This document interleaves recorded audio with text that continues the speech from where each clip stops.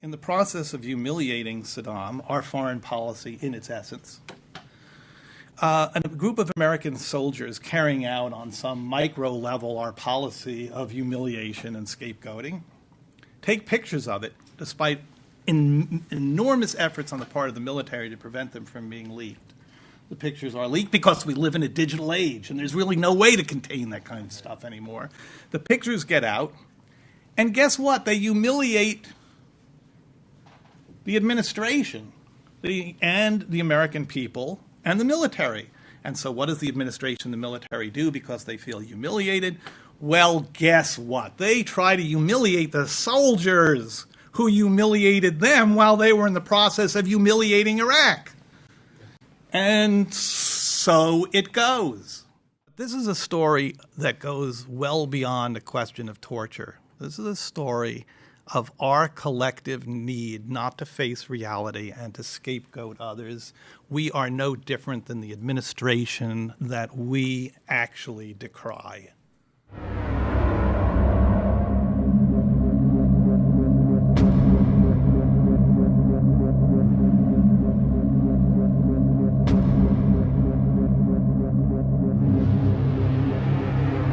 I'm Christopher Lydon. This is Open Source. It's with the very model of the modern documentary filmmaker, the Oscar-winning Errol Morris. Now he's in the thick of our cultural politics again with SOP, Standard Operating Procedure. It's a film about the Iraqi prison that became an American torture chamber at Abu Ghraib. Errol Morris, take this new film apart with us in James Duderian's class here at Brown on global media. The simplest way to describe this whole enterprise, it's an attempt to contextualize a set of photographs that everybody knows about.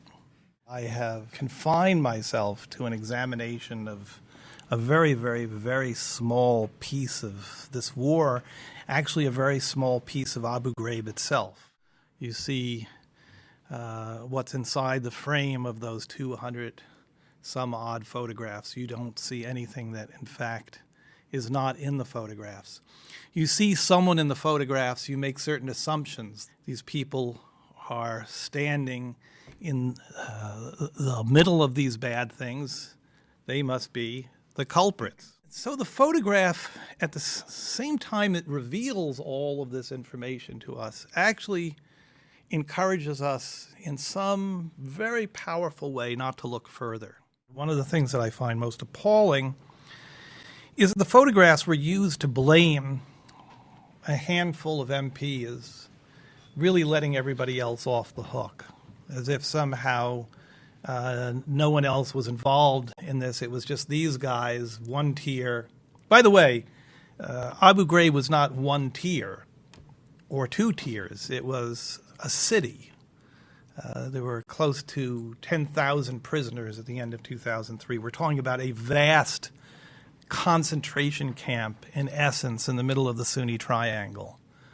The pictures are misleading in that respect as well. They make you think that you're dealing with something much, much, much, much smaller, much more confined than the reality of what was there.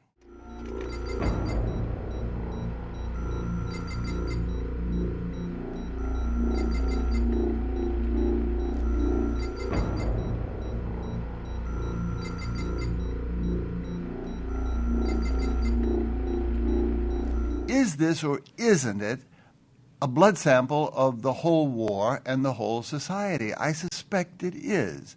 That is, that the project of the war was condensed in this prison. A kind of fierce contempt for Arabs and Muslims, a determination to bring down people they had no way of communicating with. They had no evidence of what they'd done. It tells us a story of ignorance at war, an incredible imbalance of power. It will stand, I'm afraid, as a horrendous indictment of this country that we love so much. Often we talk about the photographs as the photographs that destroyed America's self-image, its picture of itself. I would say the essence of the foreign policy is something that we have embraced. Misdirection, scapegoating and the avoidance of responsibility. To me, I have to confess, torture is a red herring, as strongly as I feel about torture. The stab in the back theory. We went into this war with the best of intentions. These rogue soldiers acting on their own initiative have severely compromised American foreign policy and our war effort. They effectively stabbed not just the administration, they stabbed America in the back. Why does the Arab world hate us? Look at those guys. Why is the war going south? Look at those guys. Why is the insurgency growing? Of course, the insurgency was growing well before the pictures were taken, but people don't have a memory for anything, so that's not a problem. Why is the insurgency growing? Look at these guys. It gives you a kind of simple algorithm. One of the issues that we wrestle with in this class is, how do you understand terror and terrorism and counterterrorism? How do you distinguish between them? Terrorism has become the political pornography of modernity. You know it when you see it. Nobody can find a common, definition, but everybody says when you see it, you know what it is. You know what pornography is, and you know what terrorism is. The images you showed us in this film, in my mind, have all of the essential characteristics of terror. The use of symbolic intimidation of another person. We all know the expression that, seeing is believing. You've reversed this. You've told us that believing is seeing. Now, in the context of the Abu Ghraib photographs, are those images, are they terrorist acts? What if you could walk through a photograph into history? I wrote an essay basically about the photograph of Sabrina Harman smiling with her thumb up over the corpse of an Iraqi prisoner, al-Jamadi. I know second by second the order that these photographs were taken, when they were taken. The first photograph she takes is the photograph of the smile and the thumbs up.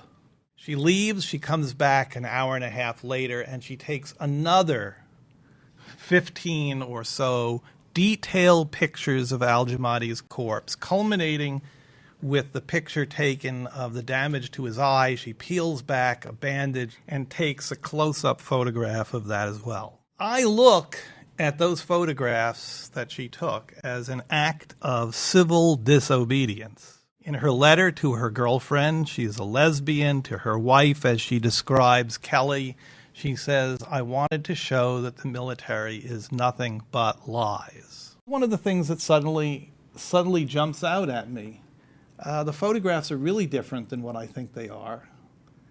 And even the guys on the ground have trouble telling me what is SOP and what is a criminal act. The reality that I'm looking at is far more ambiguous, and I might add, as a result, even more disturbing. The people aren't unethical. They're wrestling with ethical questions.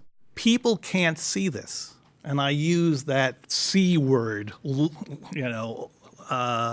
literally.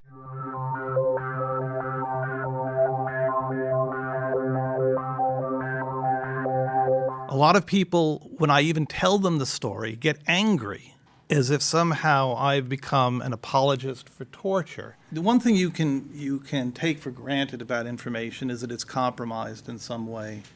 And to think that the only thing that could possibly compromise it, here's my tricky defense, as you can see, is that it's compromised in unending ways. The Army did everything in their power to suppress the photographs. We would know nothing about them except for people whose name you don't know and actually can't even be mentioned.